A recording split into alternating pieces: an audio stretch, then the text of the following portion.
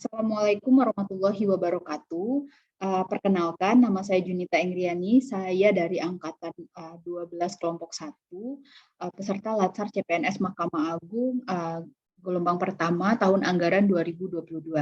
Hari ini saya akan mempresentasikan tentang manajemen ASN.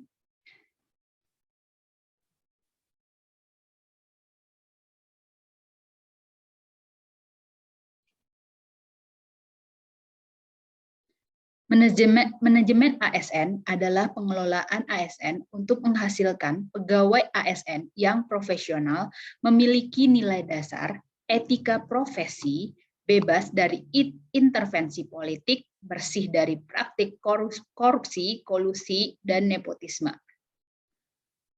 Manajemen ASN lebih menekankan kepada pengaturan profesi pegawai sehingga diharapkan agar selalu tersedia sumber daya aparatur ASN yang unggul selaras dengan perkembangan zaman. Kemudian pengelolaan ASN dilakukan untuk memotivasi dan juga meningkatkan produktivitas pegawai dalam melaksanakan tugasnya sehingga mampu berkontribusi pada pencapaian tujuan dan sasaran organisasi. Kedudukan ASN dalam Undang-Undang Nomor 5 Tahun 2014 berdasarkan jenisnya ada dua, yaitu pegawai negeri sipil, yaitu warga negara Indonesia yang memenuhi syarat tertentu diangkat sebagai pegawai negeri sipil atau ASN secara tetap oleh pegawai pembina kepegawaian untuk menduduki jabatan pemerintahan dan memiliki nomor induk kepegawaian secara nasional. Kemudian yang kedua adalah PPK atau pegawai pemerintahan dengan perjanjian kerja, yaitu warga negara Indonesia yang memenuhi syarat tertentu yang diangkat oleh pejabat pembina kepegawaian berdasarkan perjanjian kerja sesuai dengan kebutuhan instansi pemerintah untuk jangka waktu tertentu dalam rangka untuk menjalankan tugas pemerintahan. ASN memiliki fungsi dan peranan untuk menjalankan kedudukannya. Fungsi yang pertama yaitu sebagai pelaksana kebijakan publik. Melaksanakan kebijakan yang dibuat oleh pejabat pembina kepegawaian sesuai dengan ketentuan peraturan perundang-undangan. Kemudian yang kedua, sebagai pelayan publik. Sebagai pelayan publik ini bertugas untuk memberikan pelayanan yang profesional dan berkualitas. Dan yang terakhir adalah perekat dan pemersatu bangsa, yaitu bertugas untuk mempererat persatuan dan kesatuan negara Republik Indonesia.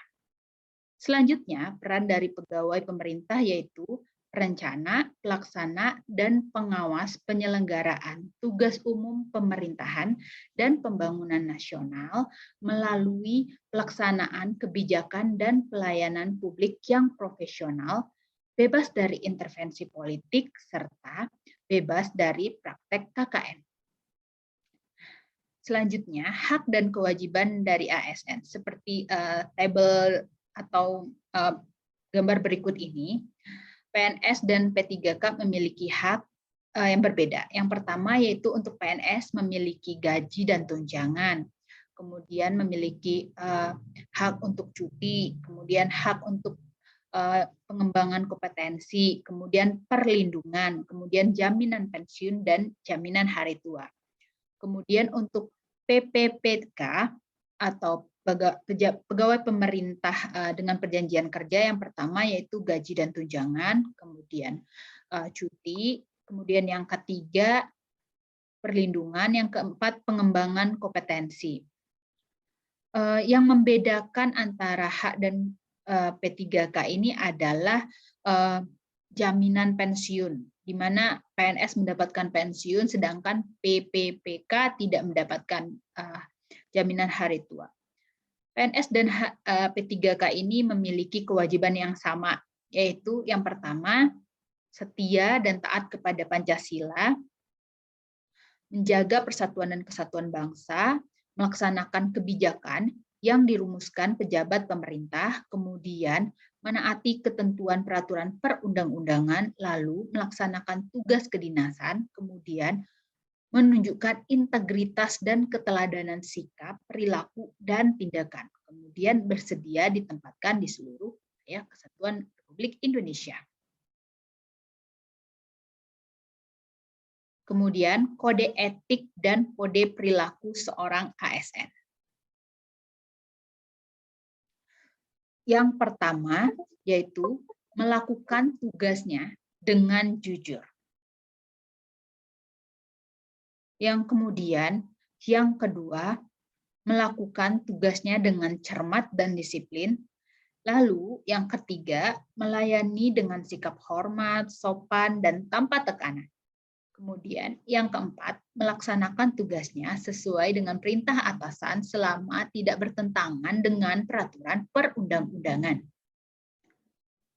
Kode etik ASN ini selanjutnya lebih jauh dijelaskan di dalam Undang-Undang ASN Nomor 5 Tahun 2014. Selanjutnya, dalam menjalankan manajemen ASN, maka dibutuhkan sistem merit. Apa itu sistem merit? Sistem merit adalah konsepsi dalam manajemen SDM yang menggambarkan diterapkannya objektivitas dalam keseluruhan semua proses dalam pengelolaan ASN, yakni pada pertimbangan kemampuan dan prestasi individu untuk melaksanakan pekerjaannya.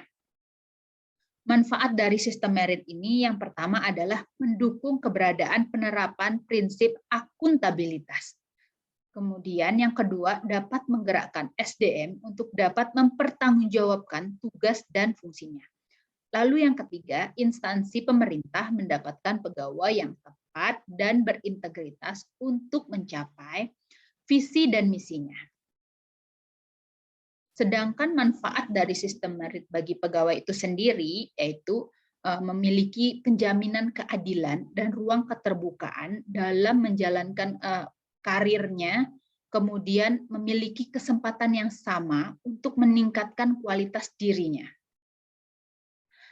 Sistem merit dalam monitoring, penilaian dan pengembangan dalam pangkat dan jabatan, kemudian pengembangan karir, lalu mutasi pegawai, kemudian penilaian kinerja.